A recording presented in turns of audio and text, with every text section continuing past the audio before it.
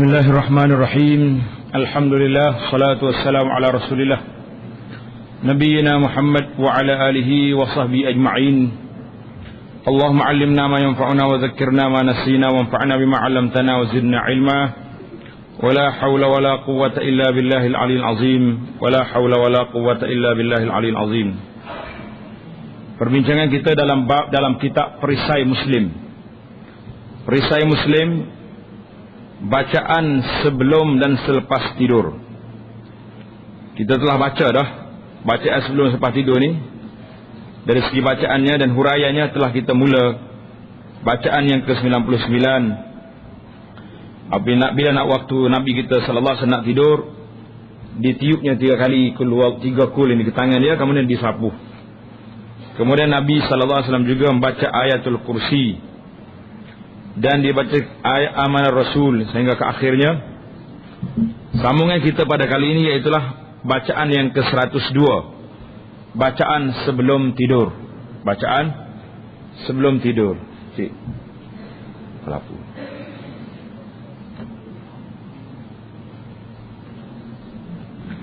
Bacaan yang ke-102,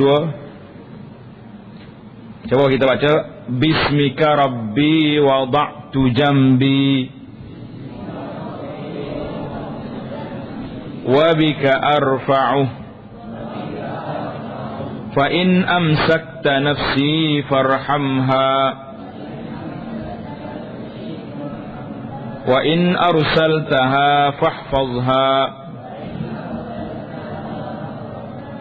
bima tahfazu bihi ibadaka as-salihin.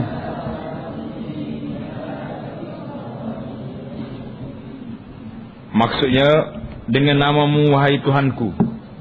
Mana kita nak letak tubuh kita ni, kita berlindung dengan nama kebesaran nama Allah. Dengan namamu wahai Tuhanku, aku letakkan lambungku, letakkan tubuh kita ni. Dan dengan namamu aku mengangkatnya nanti bila bangun. Sekiranya engkau memegang ruhku. Kalau engkau ambil dah ruh ni, sebab bila manusia ni tidur, ruh dia jalan. Mana engkau matikan, maka rahmatilah ia. Sekiranya engkau lepaskan ia, maka peliharalah ia sebagaimana engkau menjaga hamba-hamba engkau yang saleh.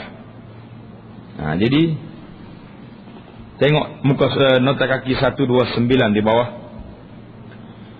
Dalam hadis ini panjang cerita dia. Hadis ini diriwayat oleh seorang sahabat yang hebat, iaitulah Sayyidina Abu Hurairah radhiyallahu taala anhu. Abu Hurairah kata apa? Apabila bangun seorang kamu daripada tempat tidurnya, mana kita sesat dah bangun dah daripada tidur, kemudian kembali semula kepadanya, mana nak tidur balik, kita nak tidur semula, maka hendaklah dikibaskan dengan hujung kainnya sebanyak 3 kali. Maknanya kita kebas dulu hujung kain kita di mana? Di atas tempat tidur kita tu. Bersihkan dulu dan perhatikan bahawa tidak ada benda yang duduk di situ. Mungkin ada haiwan, ada apa tempat tidur situ. Paling tidak pun ada cicak. Cicak ni dia tak gigit orang, tapi geli dia tak. Geli kena cicak. Setengah orang takut cicak daripada benda lain.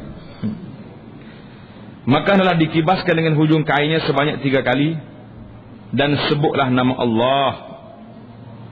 Bismillah, kerana dia tidak mengetahui sesuatu yang datang kepadanya selepas ditinggalkannya.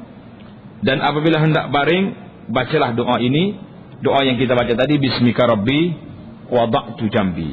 Maknanya jelas kepada kita di sini betapa Nabi kita sallallahu alaihi wasallam sangat rahmat dia kepada umat dia. Sampai nak tidur pun Nabi kita masih lagi ajar. Kalau kamu nak tidur, kebah dulu tempat tidur kamu. Takut ada benda-benda yang berbisa, benda-benda yang menggelikan duduk di situ. Kita duduk je, ada tikus. Berat kita tak?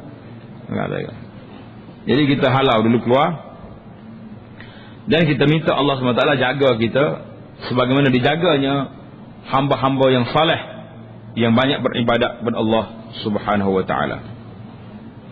Bacaan yang ke-103, Allahumma innaka khalaqta nafsi wa anta tawaffaha laka mamatuha wa mahyaha in ahyaitaha fahfazha wa in amattaha faghfir laha Allahumma inni as'aluka al-afiyah.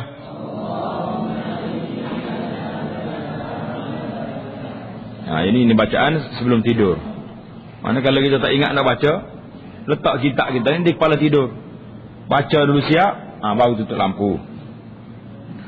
Maksudnya, ya Allah, engkau telah menciptakan diriku dan engkau mematikannya, menidurkannya. Makna mati itu tidur, pinjam sekejap. Bagimu kematian dan kehidupan.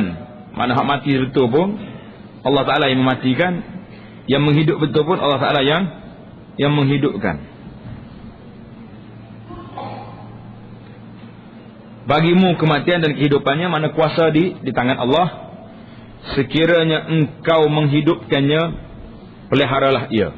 Kalau mau hidup lagi tubuh ini, jaga dia. Sekiranya engkau mematikannya, ampunlah ia. Nah, dia sesuai dengan doa ni, cukup cantik.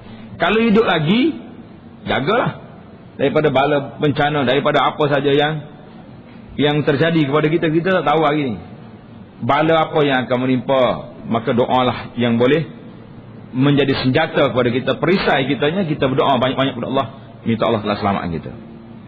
Sesungguhnya aku memohon daripadamu kesejahteraan. Inni as'aluka al-afiyah. Aku minta kesejahteraan. Sejahtera di sini merangkumi semua. Sejahtera di akhirat dan sejahtera di dunia daripada segala bala bencana, daripada segala mara bahaya. Ini nak tidur ni, baca doa ni. Banyak kali doa yang kita nak tidur ni apa? Perbincangan kita tentang hidup mati, tentang nak suruh Allah Ta'ala jaga kita daripada bahaya. Karena bila kita tidur, kita tahu dah orang mari rumah kita. Tak tahu. Kita tahu dah apa saja benda yang berlaku sekeliling kita. Tak tahu sebab kita tidur. Sama-sama kalau orang tidur jenis orang panggil tidur mati. Ada tidur mati? Tidur mati di mana tak tahu gapo ni. Orang buat apa pun tak tahu dia. Bacaan yang ke-104 sebelum tidur lagi. Allahumma qini azabak yauma tab'atsu ibadak. Ya Allah, pelihara aku daripada azabmu pada hari engkau bangkitkan hamba-hambamu. Jadi kita baca doa ni 3 kali. Jadi tempat yang ada kali dia tu kena baca 3 kali kan? Yang dia tulis dari situ berapa kali kita kena baca. Tengok nota kaki 131. Apabila Rasulullah sallallahu alaihi wasallam hendak tidur, baginda meletakkan tangan kanan di bawah pipinya, kemudian membaca doa ini. Jadi cara Nabi tidur macam mana? Dia letak tangan kanan dia ni tak bawah pipi.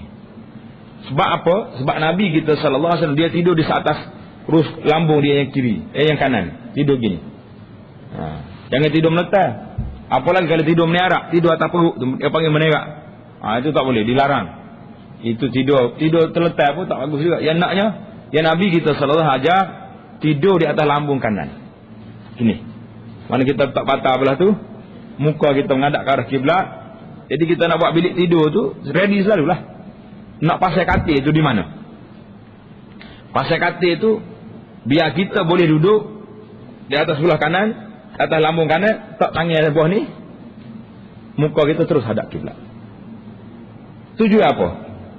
Ini sunnah Nabi kita ajar. Mana kita sentiasa menghadap ke arah kiblat. Kalaulah Allah Ta'ala matikan kita malam tu, mati berada di adah, wajah kita duduk di mana? Duduk di kiblat dah. Mana mati seorang Muslim, orang Islam. Jadi nak buat rumah, leka bentuk rumah tu bagi seorang Muslim kena ambil kira semua. Tandah nak letak ke mana? Tandah letak di sebelah. Jangan letak menghadap ke arah kiblat. Arah ke apa ni, ke apa dia panggil? Utara selatan kalau di sini, Ulu hilir. Kemudian dekat dengan tandas mesti ada satu bilik khas untuk ambil wudu. Itu rumah orang muslim. Ambil wudu ni kena ada tempat khusus sebab kita nak berdoa kan, baca bismillah. Lepas habis wudu baca doa. Nak tidur, nak letak katil kita untuk tidur pun design kitanya kena siap dah. Macam mana katil nak letak? Ikut arah kiblat. Mana kalau kita tidur tu, bila kita tidur sebelah kanan, menghadap ke arah kiblat, duduk gini. Nabi kita tidur di atas lambung ni kanan, tangan kanan tapak tangan duduk bawah pipi. Allahu Akbar. Tengok Nabi kita sallallahu alaihi wasallam ajar cukup sempurna. Mana tadi? 131.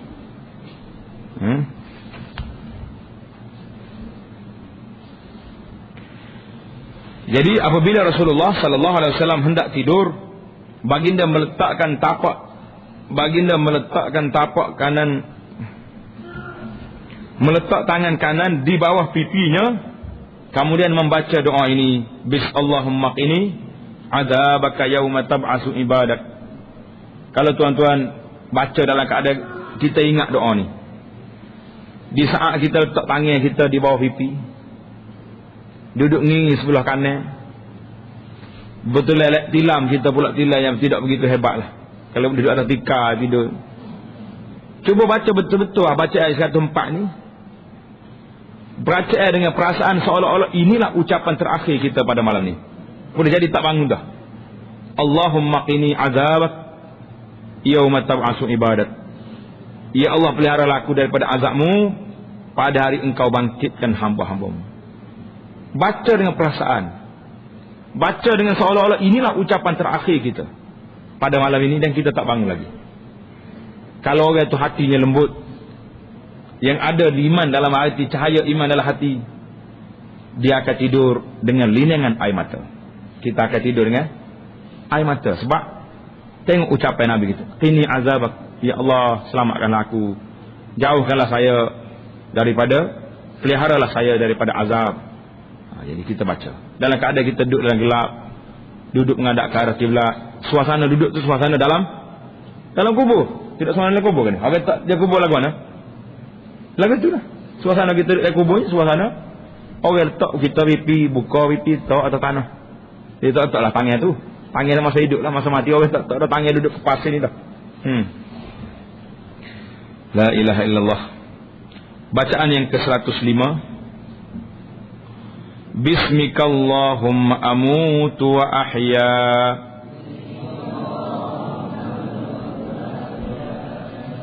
Ya Allah, dengan namamu aku mati, yakni aku tidur. Ya Allah, dengan namamu aku mati, yakni aku tidur.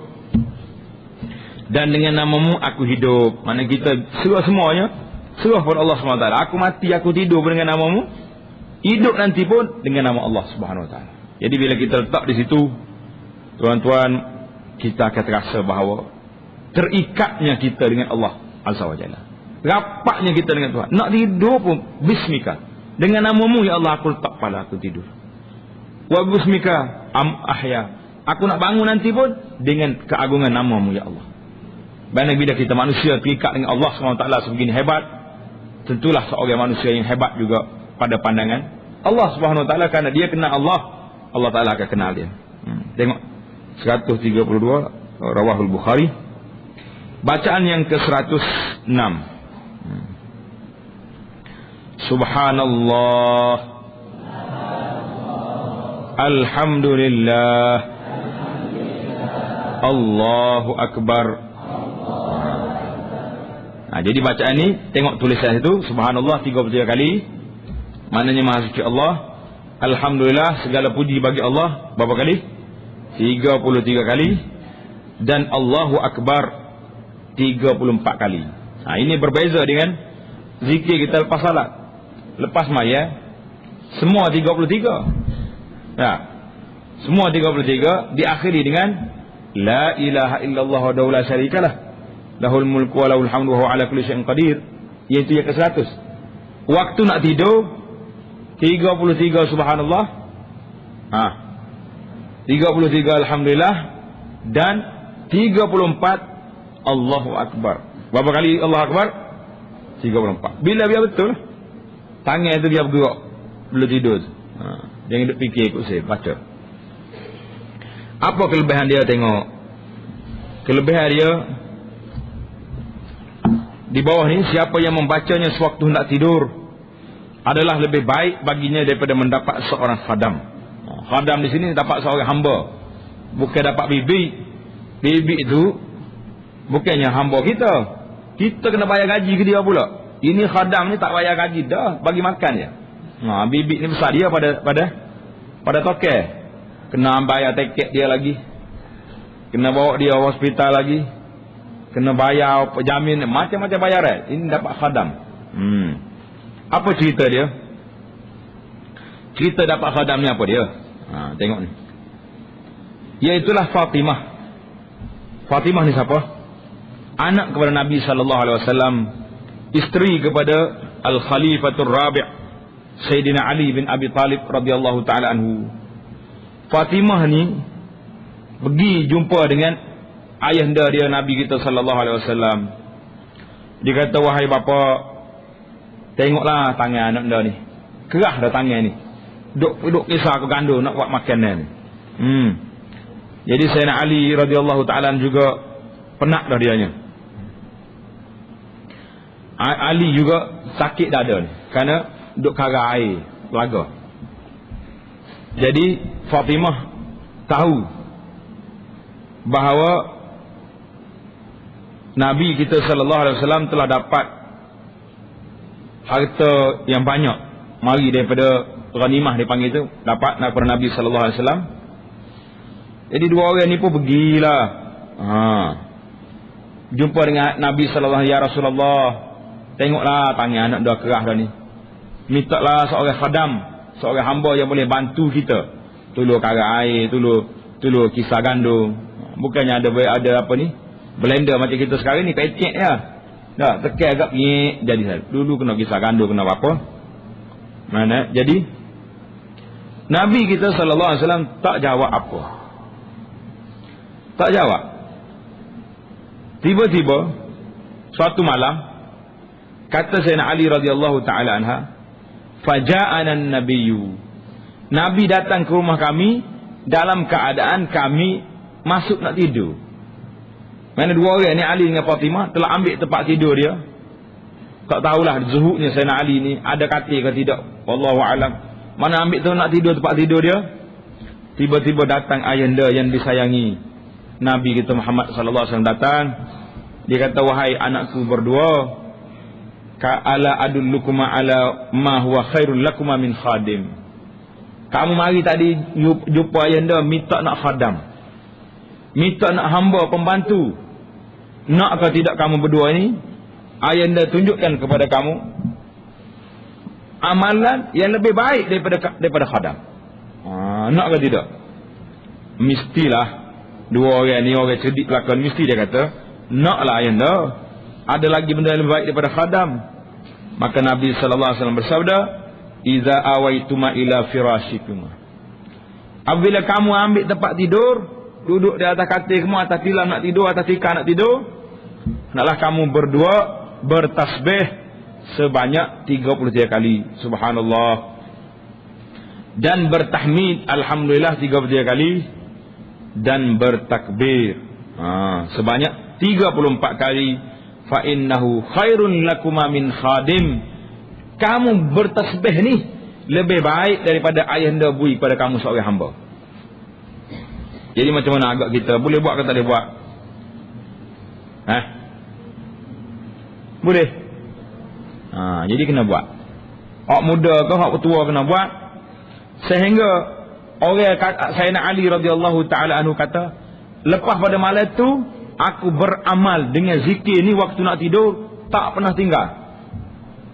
Sahabat-sahabat kita tanya, ya Ali, hatta fi lailatus siffin. Pandai juga orang nanya ni pun. Ali, malam perang Lailatul Siffin ni waktu berlaku peperangan di antara Ali dengan kumpulan yang lain. Di bawah apa ni? Kumpulan daripada tentera Muawiyah. Malam perang tu membaca ke tak? Pasal Ali kata, lepas pada aku dengar tu tak pernah aku tinggal lagi. Orang lagi tanya lagi dia, malam perang Siffin baca ke tidak? Ali radhiyallahu taala anhu kata, hatta fi lailatul sifin, malam tu pun aku tak tinggal baca. Ya subhanallah. Jadi Nabi sallallahu alaihi wasallam bagi tahu kepada dua anak dia ni, anak dan menantunya, bahawa zikir ini tataqawwayani bizikri. Kamu berdua ini mengambil kekuatan dengan zikir ini lebih baik, dan kamu akan lepas diri, bebas daripada adanya hamba, adanya khadam. Jadi mana-mana orang perempuan muslimat kita tu, makcik ke kakak ke apa sajalah, macam mana kita nak menguatkan diri kita ni, dia panggil cari energi ni. Tak payah makan tu Kak Ali, tak payah makan kacik Fatimah, apa tak payah, tak perlu berlaku. Itu cerita karut je tu tak.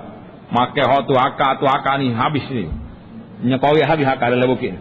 Tak payah baca doa ni, khairun lakuma min khadim, lebih baik bagi kamu daripada duk makan akar kayu tak pakai. Tak tahu lakuan tu. Bukan kata tak pakai, jauh pakai juga. Tapi ni doa ni lebih baik daripada hak lain lagi. Jadi insya-Allah taala mulai pada malam ni jangan tinggal lah tu.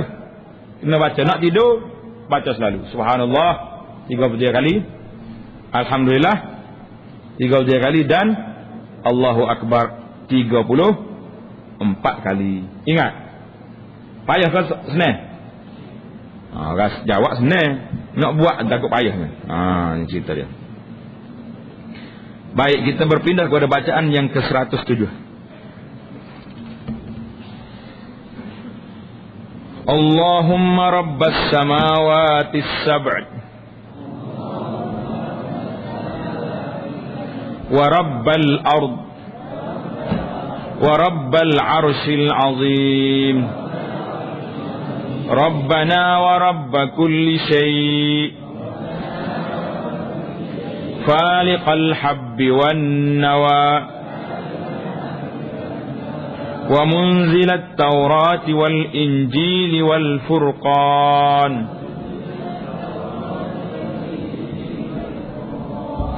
أعوذ بك من شر كل شيء أنت آخذ بناصيته اللهم أنت الأول فليس قبلك شيء وأنت الآخر فليس بعدك شيء وأنت الظاهر فليس فوقك شيء وأنت الباطن فليس دونك شيء اقض عنا الدين وأغننا من الفقر. Doa ni cukup besar, cukup baik ni, kita kena baca. Panjang dia tu, ulas sekali lagi biar kena. Allahumma rabbas samawati as-sab'i wa rabbal ard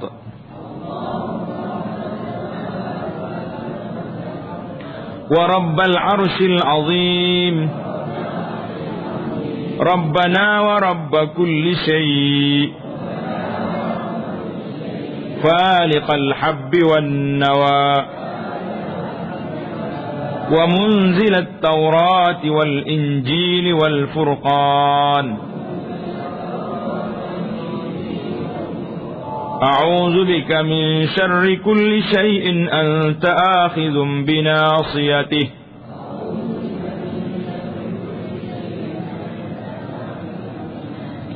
اللهم أنت الأول فليس قبلك شيء وأنت الآخر فليس بعدك شيء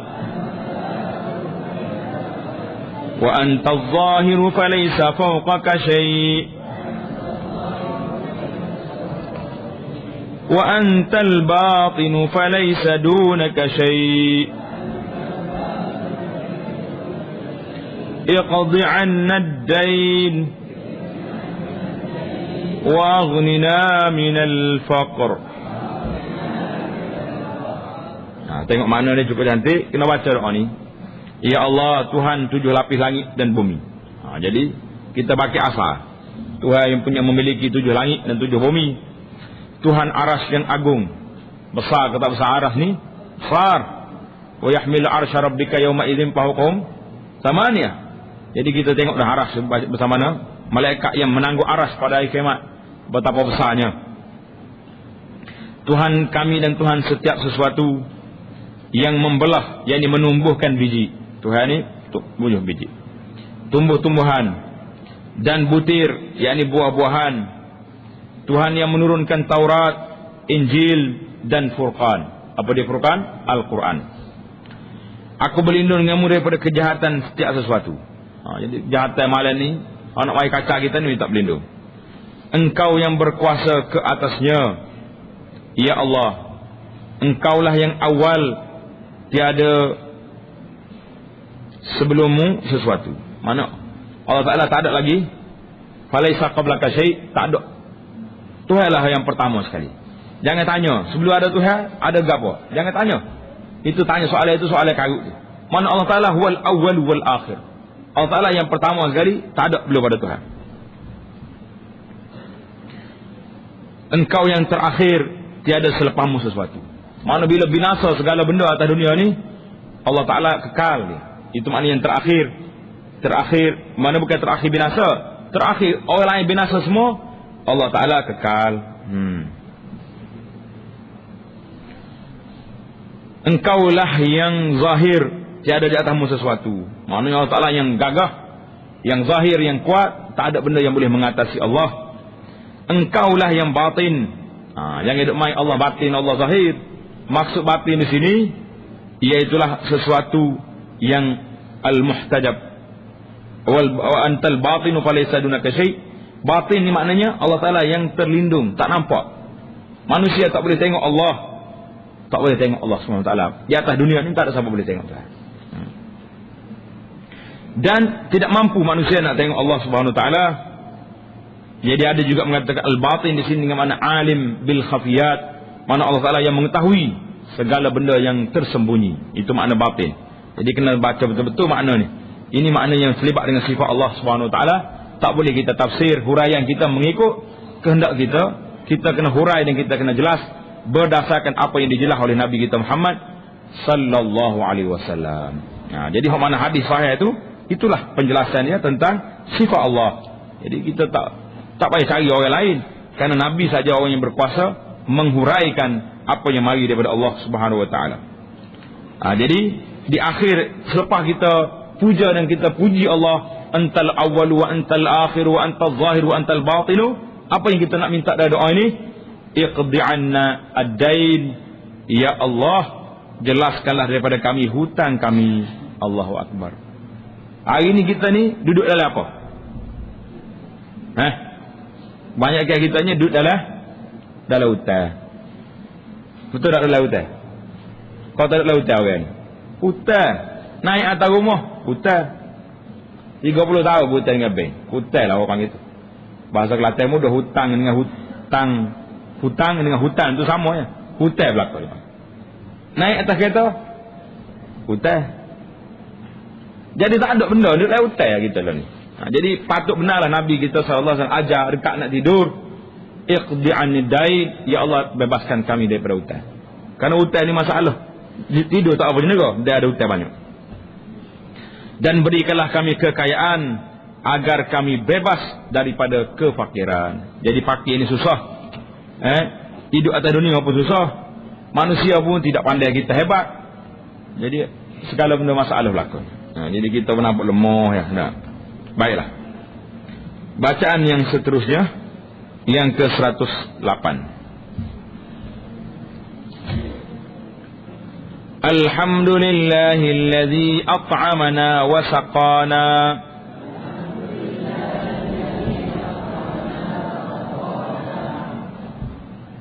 wa kafana wa awana fakam mimman la kafiya lah wala mu'wiya. Ayo. Ulang sekali lagi. Alhamdulillahilladzi at'amana wa saqana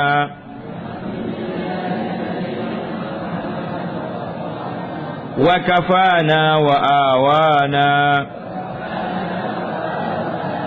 fakam mimman la kafiya lahu wa la mu'wiya.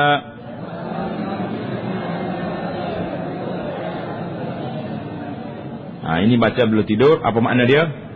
Segala puji bagi Allah yang memberi makan dan minum kepada kami dan mencukupkan kami serta memberi tempat berteduh kepada kami. Jadi Allah Ta'ala kita boleh teduh, duduk dalam rumah. Alangkah ramainya orang yang tidak ada yang mencukupkannya dan memberi tempat ia berteduh. Ya, ramah tak ramah? Bila orang sesak sangat, tak sesak pun. Berapa banyak negara yang kena tsunami, duduklah kemah. Negara yang kena zalazil, zilzal, gempa bumi, duduklah kemah. Jadi semua ni hidup dalam kesusahan. Kerana apa? Bila tidak ada tempat duduk, tempat tinggal yang baik. Bacaan yang ke-109. Allahumma alimal ghaibi wasyahadah, fatiras samawati wal ardh, رب كل شيء ومليكه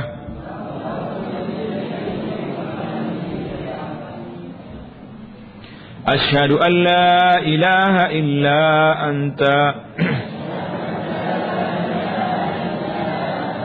أعوذ بك من شر نفسي ومن شر الشيطان وشركه وأن أقترف على نفسي سوءا أو أجره إلى مسلم.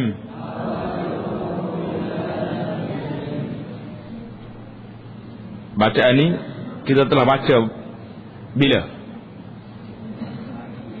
Baca waktu pagi. Jadi apabila saya bacaan yang kita dah baca pada waktu pagi tu, bacaan yang ke-85, Allahumma alimal ghaibi wasyahadah, bacaan 85 ni sudah ada dibaca pada waktu pagi. Kenapa dia ulang balik di sini? Sebabnya waktu Sayyidina Abu Bakar radhiyallahu taala anhu pergi tanya Nabi, ya Rasulullah, ajarlah pada saya bacaan saya nak baca pagi. Petang Nabi kita ajar baca ni, dan Nabi kita tambah, kamu baca juga bacaan ini sewaktu nak tidur. Maknanya bacaan ini kita kena baca berapa kali sehari? 3 kali. Pagi lepas subuh, petang lepas asar, dan sewaktu nak tidur. Jadi kita kena baca 3 kali satu hari. Tengok mana dia, ya Allah, Tuhan yang mengetahui perkara gaib dan nyata, pencipta langit dan bumi, Tuhan setiap sesuatu dan pemiliknya. Aku mengaku bahawa tiada Tuhan yang berhak disembah melainkan Engkau. Aku berlindung denganmu daripada kejahatan diriku dan kejahatan syaitan dan sekutu-sekutunya, dan aku berlindung daripada berusaha untuk melakukan kejahatan terhadap diriku atau aku mendorong orang Islam melakukannya. Jadi cantik doa ni. Kita minta Allah Ta'ala supaya selamatkan kita ni daripada syaitan. Ingat tak, dalam bacaan 85 dulu kita sudah bahas tentang bacaan wa min syarri syaitani wa syirkihi. Ada bacaan yang kedua, wa min syarri syaitani wa syarakihi. Boleh pakai dua, wa syirkihi dengan wa syarakihi. Yang ke 110 tu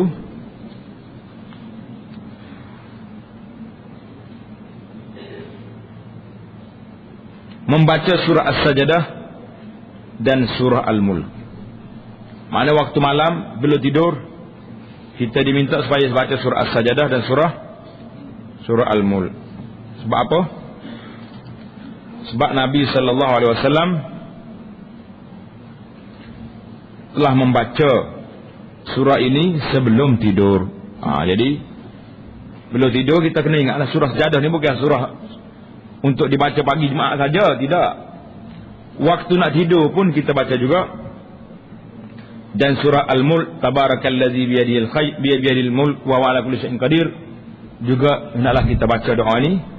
Sebagaimana kita telah sebut hari itu, tabarak ni disebut kepada apa ni? Orang yang bacanya akan selamat daripada azab kubur. Maknanya hadis ini menunjukkan kepada kita hadis Jabir bin Abdullah ini radhiyallahu taala anhuma. Nabi sallallahu alaihi wasallam menjadi adat kebiasaan baginda bila nak tidur.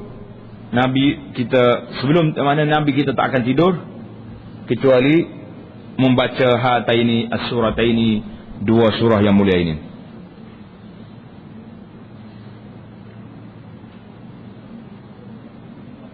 Selain daripada surah yang kita baca pula, surah Al-Mu'awwizat, Qul huwallahu ahad, Qul a'udzu birabbil falaq, Qul a'udzu birabbin nas itu. Allahu akbar. Kita pergi kepada bacaan yang seterusnya yang 111. Allahumma aslamtu nafsi ilaik wa fawwadtu amri ilaik wa wajjahtu wajhi ilaik wa alja'tu dhahri ilaik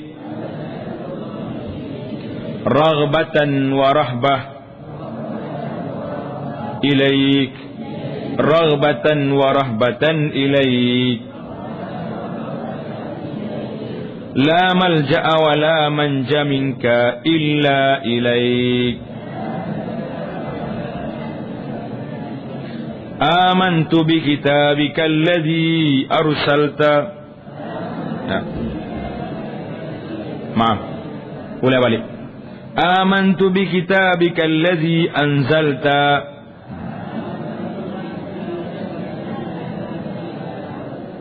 wa bi nabiyyika alladhi arsalta.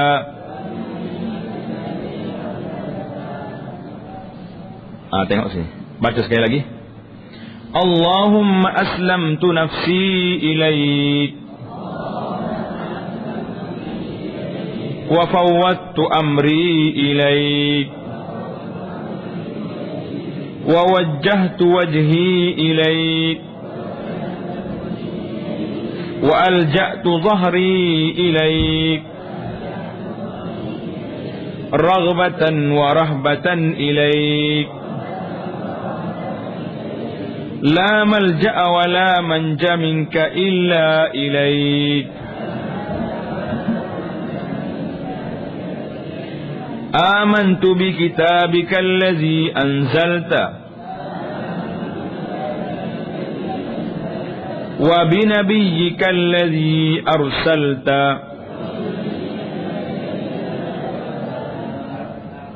Tengok maknanya, ya Allah, aku serahkan diriku kepadamu. Mana kita serah diri kita ni, Allah Ta'ala lah yang jaga dia. Dan aku serahkan urusanku kepadamu. Nak tidur ni, segala urusan kita ni serah ke Tuhan lah. Kita nak jaga sendiri, tidur lah kita. Dan aku hadapkan mukaku kepadamu, dan aku sandarkan belakangku ini kepada kekuasaan Engkau, ya Allah. Dengan keinginanku dan ketakutanku kepadamu. Mana keinginan kita ni nak pada keampunan Allah, nak kepada perlindungan daripada Allah. Tiada tempat pergantungan dan tiada tempat untuk menyelamatkan diri daripadamu kecuali kepada Engkau lah, ya Allah. Mana tak ada orang boleh selamat daripada Allah. Aku beriman dengan kitabmu yang Engkau turunkan, dan aku beriman dengan nabimu yang Engkau utuskan. Tengok nombor 183 38 di bawah. Apabila kamu hendak tidur, tengok ini tulis kat tepi kitab tu, adab tidur. Apabila kamu hendak tidur, maka berwuduklah seperti wuduk untuk salat. Ingat tu. Ini sunat.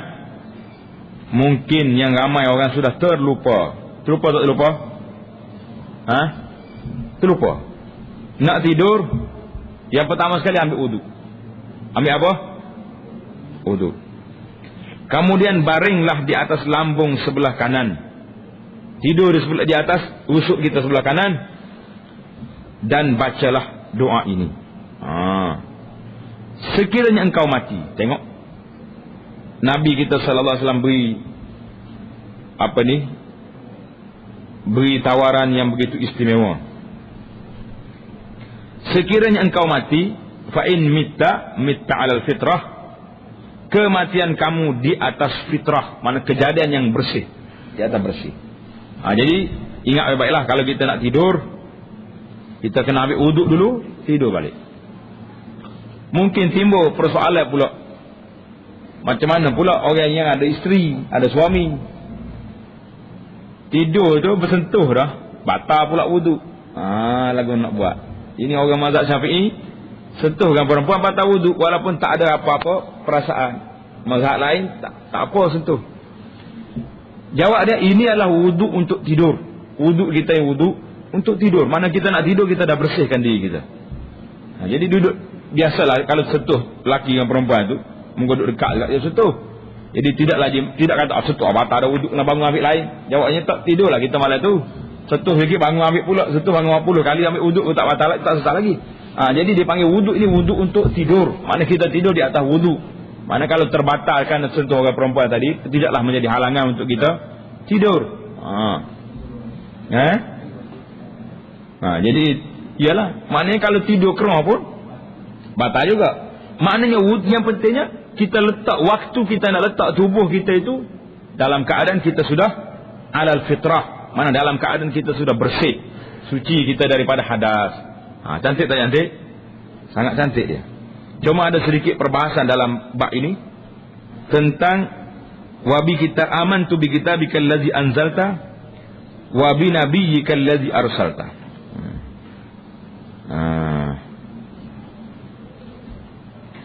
Jadi seorang sahabat nama dia Al-Bara radhiyallahu taala anhu, Nabi ajar dalam baca ini, amantu bi kitabikal ladzi anzalta wa bi nabiyyikal ladzi arsalta. Al-Bara pergi baca, amantu bi kitabikal ladzi anzalta wa bi rasulikal ladzi arsalta. Tengok tanda kat situ. Dalam hadis Nabi ajar wa bi nabiyyikal ladzi arsalta. Al-Bara pergi baca wa bi rasulikal ladzi arsalta. Bi rasulika, dia tukar di antara nabi dengan Rasul. Kata qala sallallahu, Nabi kita tegur dia, hey Bara, wa bi nabiyyikal ladzi arsalta. Mu jangan tukar. Maka di sini kata di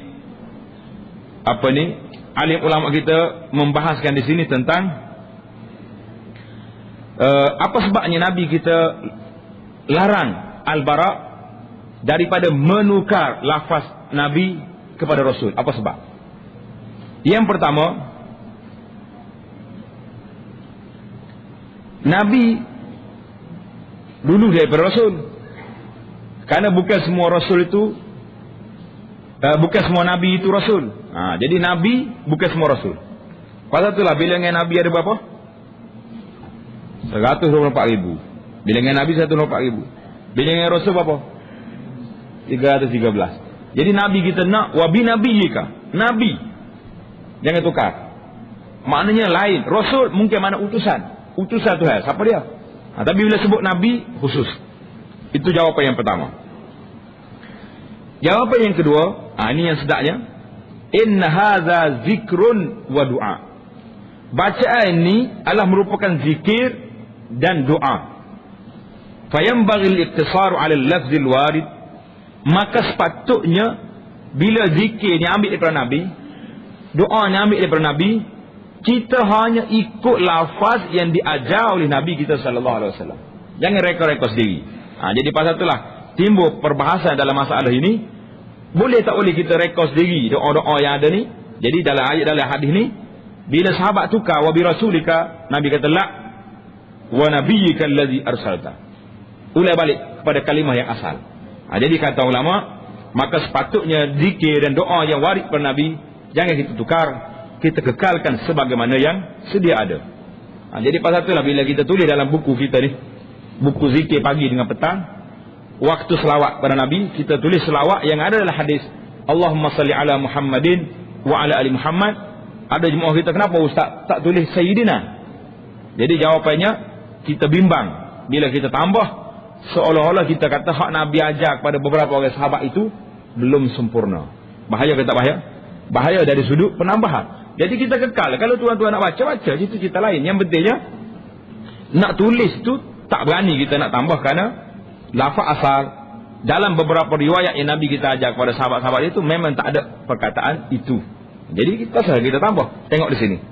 Nabi tegur sahabat, wa nabi kallazi arsalta. Jangan tambah, jangan tambah. Jadi inilah kata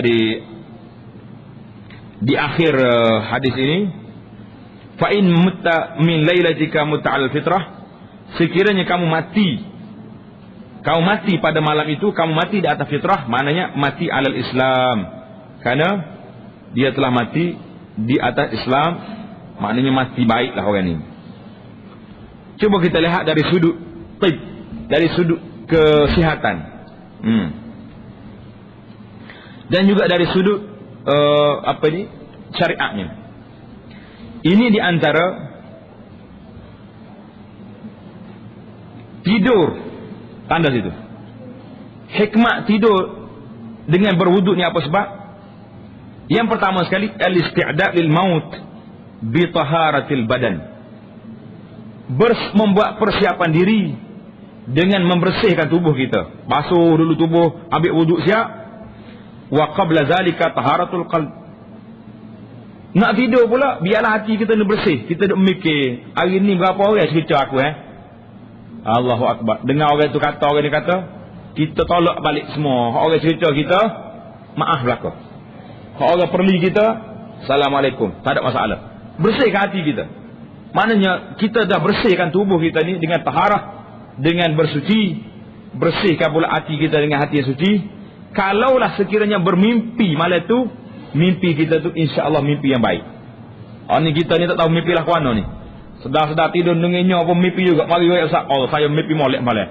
Tidurnya nunginya, tahun ni nunginya. Kalau lah bawah kaki lah kata hal tidur nunginya ni. Mana tidak ada. Mana kita nak iktimat pada mimpi kita pun payah. Mimpi apa lagu ni ni. Jadi kalau kita tidur dalam fitrah ni, kalau bermimpi pun kata ulama, mimpinya insya-Allah mimpi yang benar. Di antara kelebihan tidur di atas lambung yang kiri ni, rusuk kiri ni apa dia? Rusuk kanan dia tidur gini. An-nazalika asra ilal intibah. Dia lebih cepat untuk bangun. Mana kalau kita tidur nerak, payah nak bangun. Sedap dia, dakak batal pula busuk-busuk tu. Lagi payah bangun dah. Jadi kalau tidur di sebelah kanan, kita mudah bangun dan dia juga lebih bermanfaat pada tubuh badan kita. Kerana apa? Kerana dia tepat, dia berehat situ. Hati kita berehat daripada tugas hidup dia situ. Jadi itu di antara perkara-perkara yang kita kena ingat. Dan insya-Allah taala kita akan sambung balik perbincangan kita pada bacaan yang ke-29 pada jalsah kita yang seterusnya insya-Allah taala. Jadi tamatlah kita pada malam ini bacaan kita dalam doa dan nak tidur. Harapnya muslimin dan muslimat, cubalah ambil kitab kita ni letak dekat kepala tidur. Kalau panjang sangat nak baca doa ni, tiap-tiap malam agak panjang, kita gila lah. Malam ni baca hak ni, besok baca ni, lusa baca lain. Sementara kita tak ingat. Dan kita ingat, alhamdulillah, kita baca semua sekali insya-Allah taala. Apa yang baik itu daripada Allah, yang tidak baik itu daripada kelemahan diri kita. Aqulu qauli hadza, wassalamualaikum warahmatullahi wabarakatuh.